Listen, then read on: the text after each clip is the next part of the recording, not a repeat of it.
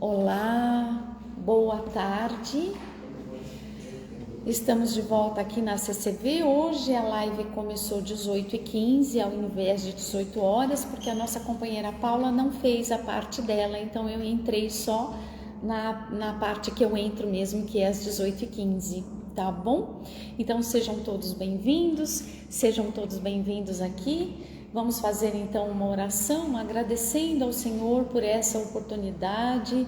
Obrigada, Senhor, por essa oportunidade de estudo, de aprendizado, de compartilhamento, de acolhimento. Esteja presente em nosso meio, nos inspirando para toda boa obra, aliviando o nosso coração, elevando a nossa alma e nos mostrando de uma forma que possamos ver a Tua vontade para a nossa vida. Que assim seja. Amém.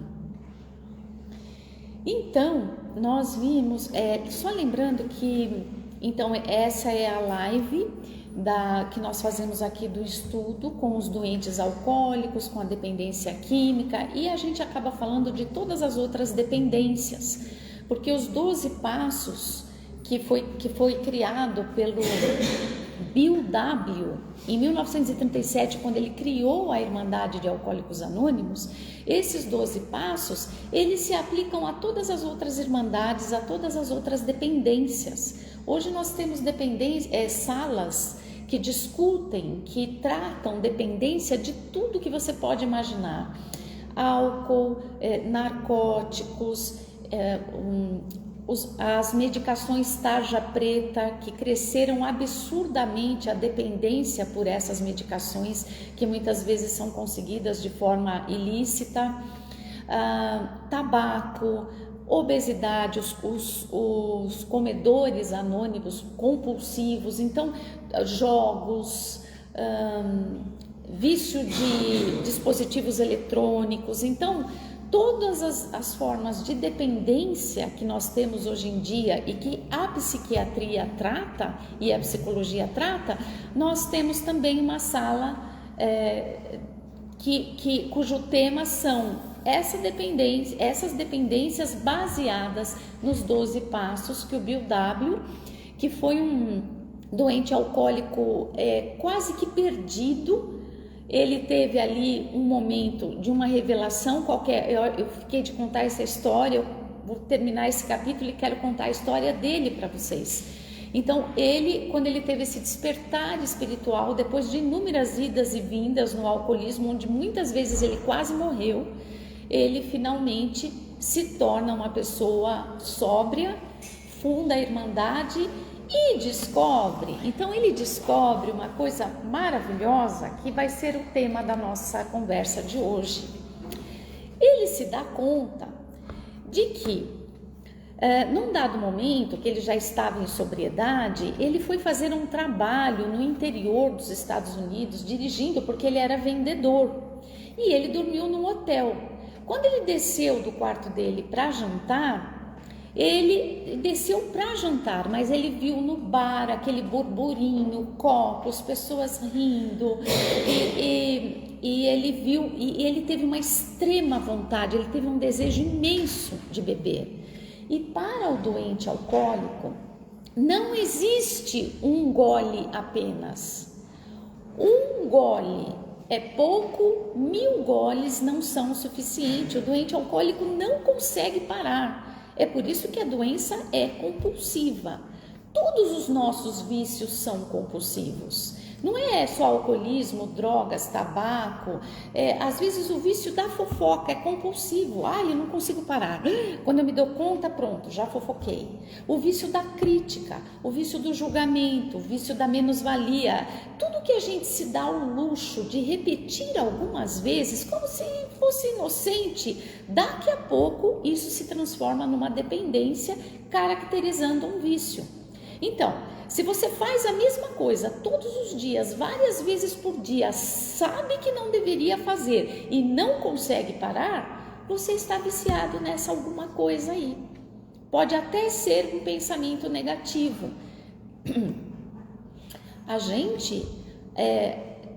Por isso que Jesus disse: vigiai e orai sem cessar. Significa que a gente tem que ficar Ave Maria cheia de graça. É isso que ele quis dizer? Rezar o terço sem cessar? Não foi isso que ele quis dizer. O que era vigiar?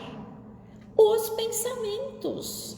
Presta atenção no que você está pensando, porque é isso que vai se realizar na sua vida.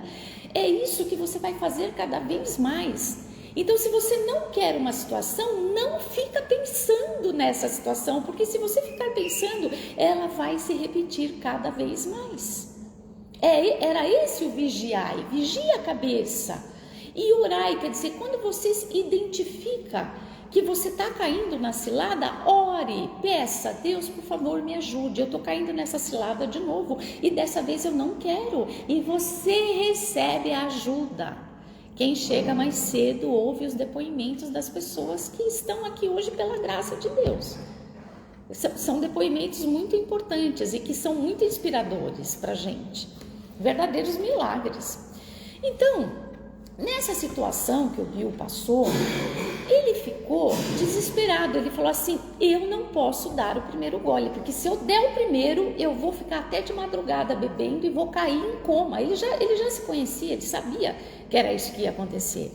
E aí ele teve uma intuição do que fazer. Sabe o que ele fez? Sabe qual foi essa intuição?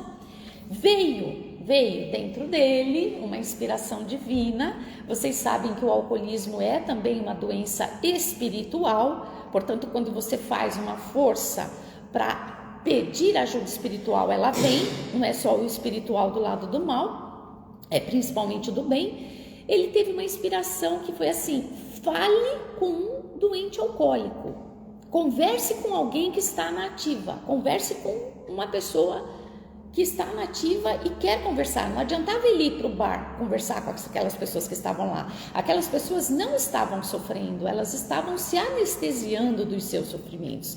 Ele tinha que buscar alguma pessoa que estava sofrendo de verdade. Na época, evidentemente, não tinha celular. Que foi que ele fez? Pegou a lista telefônica, ligou para a igreja da cidade, o padre atendeu, o pastor atendeu e ele falou assim, ele explicou a situação dele, ele falou, eu sou um doente alcoólico, eu estou num hotel, longe da minha família, se eu beber eu não vou parar, eu preciso conversar com alguém que é doente alcoólico como eu.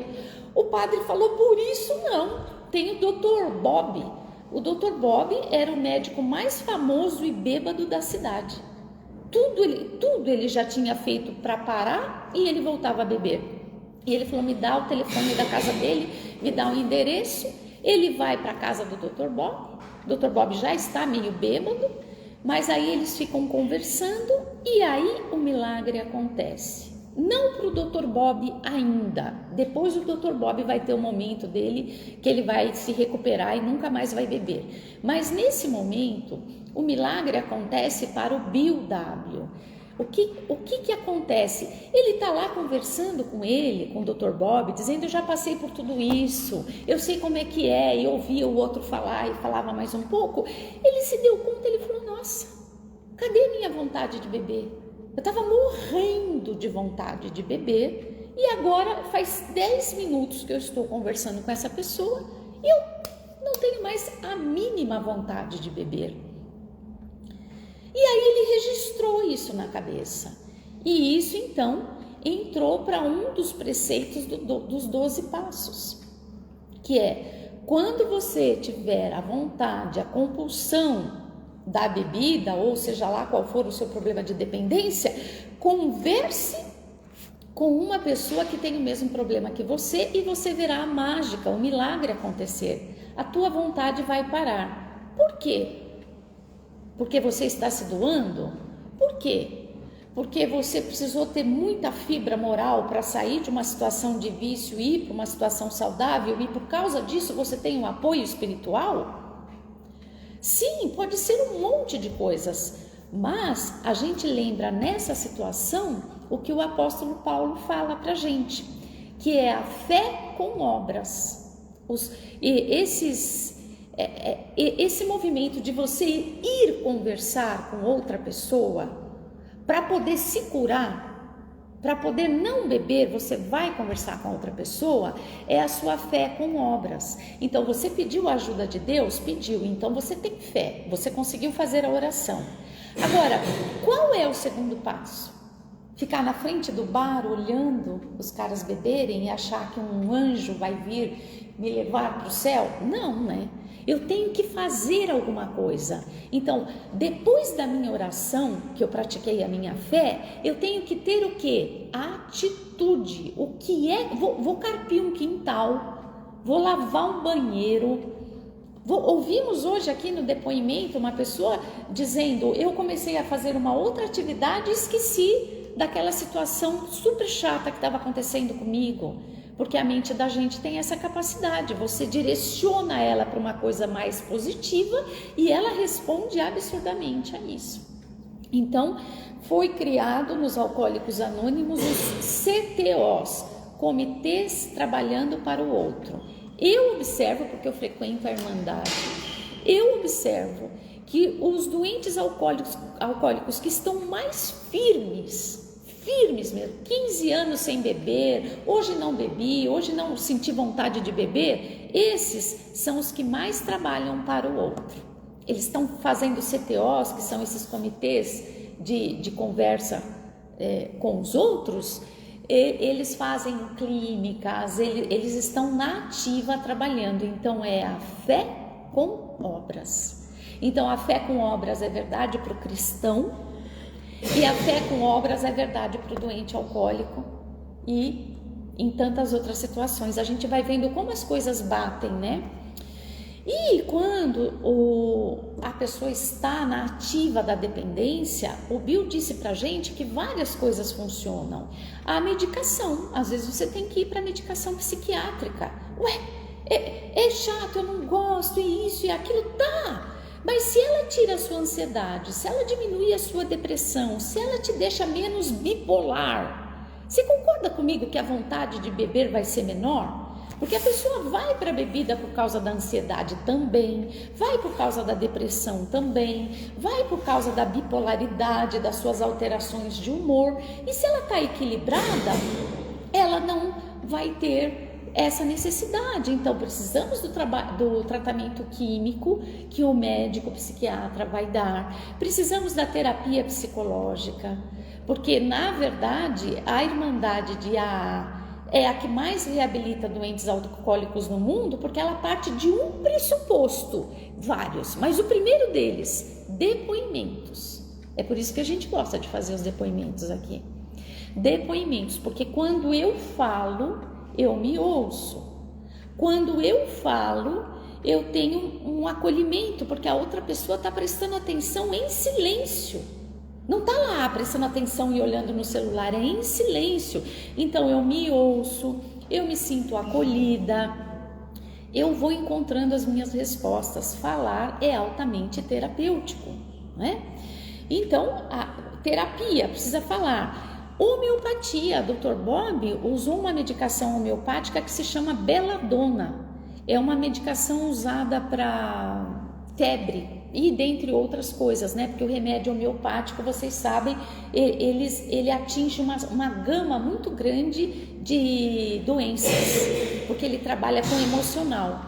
Então essas pessoas, na verdade, foi muito bem colocado na vida dele o remédio. Então, olha, ele tomava remédio com psiquiatra, tomava remédio com homeopatia, ele conversava, ele ouvia, ele trabalhava para o outro. Aqui na casa a gente indica florais para essas pessoas, então é super importante isso também, os florais. Por quê? Por que é importante os florais? Porque eles vão lá dentro do teu ser e trazem para a tona uma qualidade que você não está manifestando. Por exemplo, eu sou pessimista, aí eu tomo floral, ele busca o otimismo que já existiu dentro de mim e que eu não estou manifestando.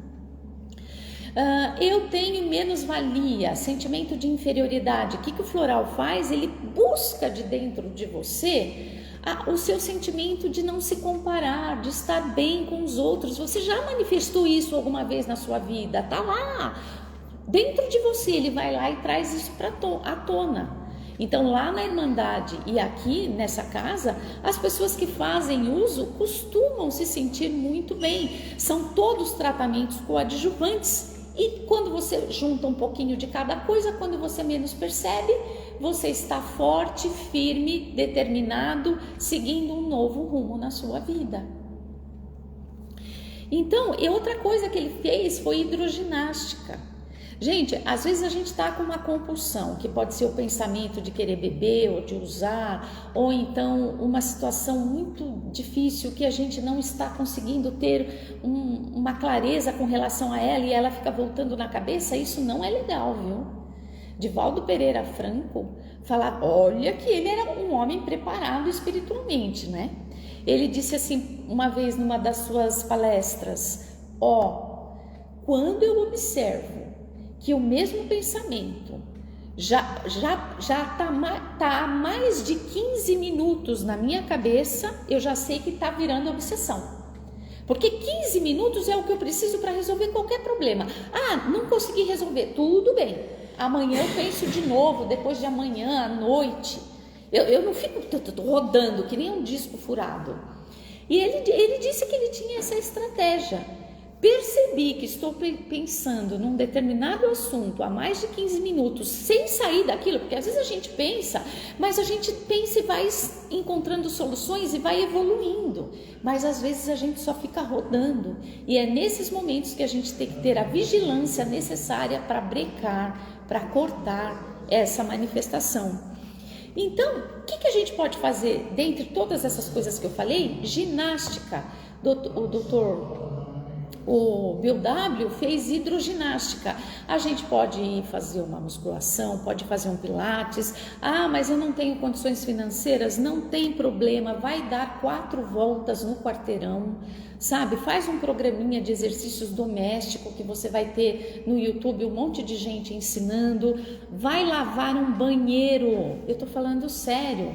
A hora que você faz força, é como se fosse uma atividade física, a energia que está roubando, os pensamentos repetitivos que estão roubando a sua energia, eles são desviados para o seu esforço físico, e com isso ele esvazia. É como se fosse uma meditação, esvazia a cabeça. E aí você deu conta de fazer alguma coisa importante, esvaziou a cabeça. Quando você for voltar no assunto, você terá muito mais condições de lidar com ele, porque você saiu daquele looping de ficar repetindo a mesma situação e as mesmas coisas, e você vai conseguir ver a situação de uma forma mais ampliada. Até aqui, alguém gostaria de falar alguma coisa?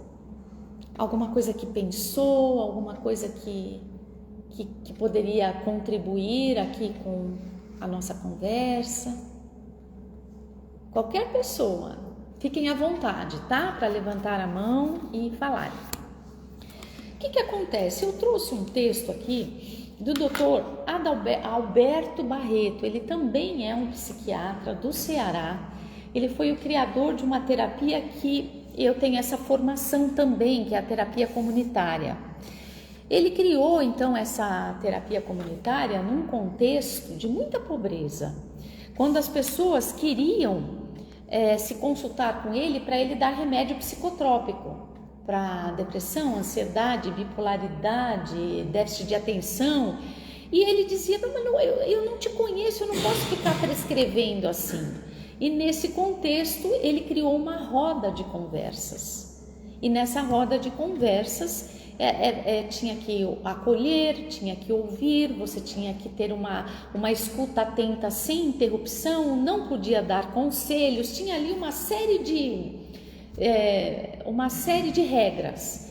E com isso, ao longo de alguns anos, poucos, uns 3, 4, 5 anos, ele descobriu que de 100 pessoas que tomavam remédios psicotrópicos, esses remédios, apenas 14 pessoas precisavam desses remédios. Os outros 86 não precisavam de remédio. eles precisavam ser ouvidos, eles precisavam falar, eles precisavam de novas amizades, de novas referências. Então, este é o médico psiquiatra que eu vou trazer aqui agora para vocês, porque ele faz uma reflexão sobre o alcoolismo e eu queria conversar sobre isso com vocês. Ele diz o seguinte: pessoas gostam de gente, não de álcool e não de drogas.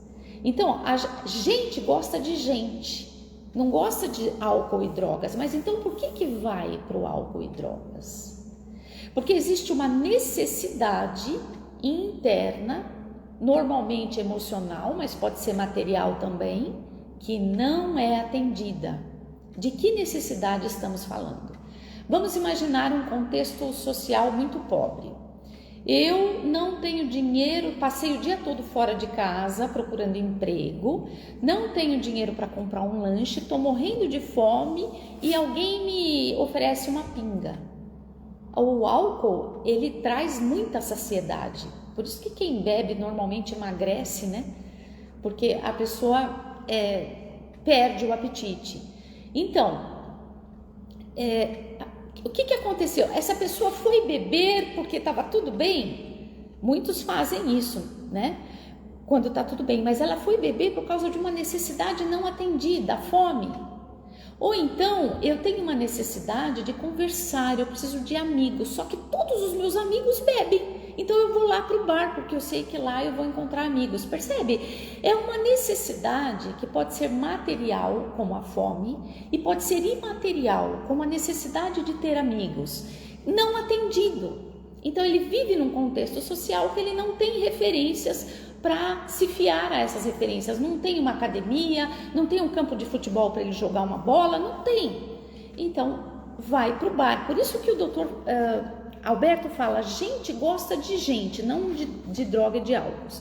O sintoma, o desequilíbrio emocional ou físico, além da causa, ele tem um significado de comunicação. O que ele está dizendo aqui? Quando a pessoa bebe, ela está tentando comunicar algo que nem ela sabe direito o que é. Mas quantas vezes a gente viu um bêbado chorando, fica super emotivo, chora por qualquer coisa? Então ele está comunicando uma necessidade que não foi atendida, de ser acolhido naquele sentimento. Não tinha ninguém, não tinha como. Eu sei que isso não justifica, porque muitas pessoas passam por isso e não vão beber. Mas quando a pessoa é um doente alcoólico, esse é o caminho que ela usa, né? Então ele diz isso, o desequilíbrio emocional físico, ele tem um valor de comunicação. Então o que o doente alcoólico não consegue comunicar, ele não consegue falar, ele não sabe direito identificar o que ele está sentindo. Então o que ele não consegue comunicar passa a ser expresso em atitudes inconscientes. Qual que é a atitude inconsciente? Eu vou lá, bebo, sou tímido, fico super descolado, engraçado e tal. Eu sou uma pessoa raivosa, nervosa, vou lá, bebo, fico super calmo. Então eu tô comunicando que eu preciso de uma ajuda para aquela emoção que eu não estou dando conta. Eu não sei direito identificar, eu não me conscientizei disso. Aí eu vou lá e bebo. Isso não é uma justificativa, é só uma maneira, é um olhar de compreensão que a gente lança para essa situação, né? E aí, por exemplo, um outro exemplo, ele se sentiu humilhado por causa de alguma situação que ele se sentiu humilhado. Aí ele vai beber para se anestesiar, porque ele não consegue lidar com aquilo. Uma outra pessoa podia chamar um amigo e dizer, olha, eu tô super mal, olha o que me aconteceu, veja se isso tem cabimento. E ao falar, ao ser acolhida, talvez ela melhorasse instantaneamente daquela sensação. Mas o doente alcoólico não consegue fazer isso sozinho, enquanto ele está na ativa, depois ele vai se fortalecendo. Então ele vai lá, se sentiu humilhado, vai lá, bebe para se anestesiar. O sentimento de fracasso, aquele sentimento de frustração é anestesiado, né? E ele então, uma vez alcoolizado, ele passa a falar todo valentão, porque ele aí começa a mentir, né? Porque ele me falou isso e eu respondi aquilo, e é tudo, a gente sabe que não é verdade. São situações ilusórias das coisas que ele gostaria de ter feito, mas não deu conta de fazer. Então, o doutor Alberto Barreto, ele diz assim: quando o doente alcoólico faz isso, ele revela o que aconteceu. Então, assim, ele bebeu porque ele foi humilhado, ele está aqui falando que ele que humilhou, mas a gente está entendendo o que está por trás dessas palavras. E isso aqui serve para quê? Para a gente perceber que quando nós estamos muito chateados e a gente vai se anestesiar, seja como for, a gente não consegue resolver o problema. A gente só aumenta o problema. É muito dolorido mesmo lidar com situações quando a gente não sabe o que fazer com essas situações. Mas ainda é o melhor caminho a gente conseguir fazer isso do que a gente se anestesiar com qualquer outra coisa. Note, se anestesiar é beber ou é ir para algum vício.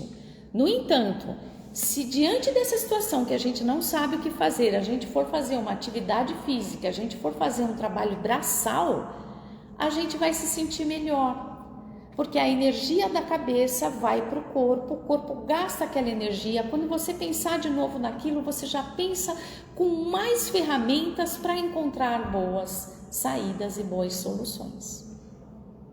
Fala, meu bem.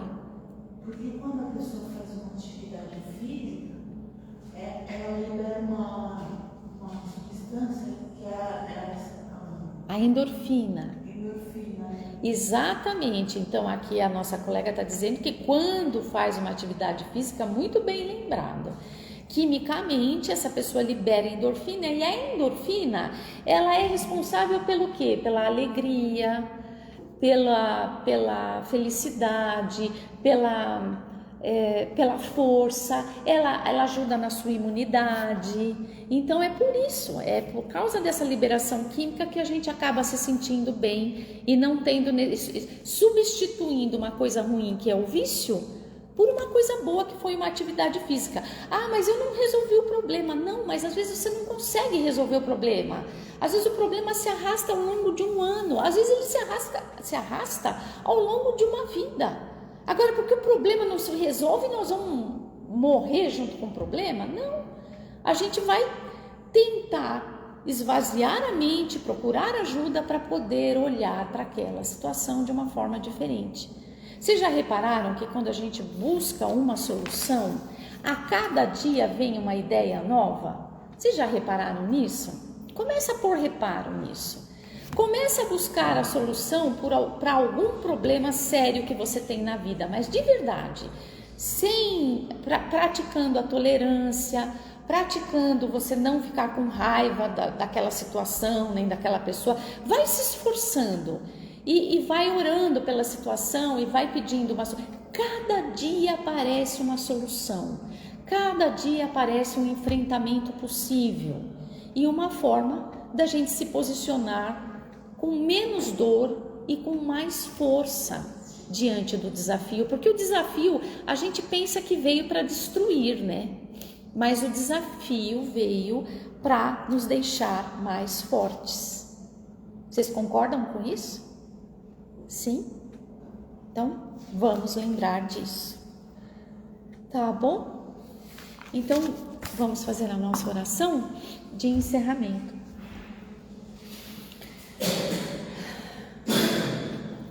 Senhor, que nós possamos apreender, trazer para dentro, introjetar os ensinamentos que o Senhor nos deu esta noite, ajudando-nos, Senhor, a lembrarmos de todas as ferramentas que nós temos em mãos para superar uma tentação, para superar uma dificuldade, seja a ferramenta da oração, da meditação, do exercício, de um trabalho braçal, de uma homeopatia, de um floral, de uma conversa com amigos, de um centro espírita, de uma igreja, que possamos nos lembrar que o Senhor nos dá o desafio, sim, mas o Senhor também disponibiliza a força do enfrentamento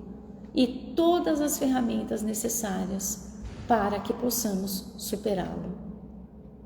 Muito obrigada, acompanhe-nos nesta semana, trazendo em cada um de nós o firme propósito de nos mantermos no teu caminho e estarmos juntos novamente na próxima semana. Estas coisas te pedimos e agradecemos em nome de Jesus. Que assim seja. Amém.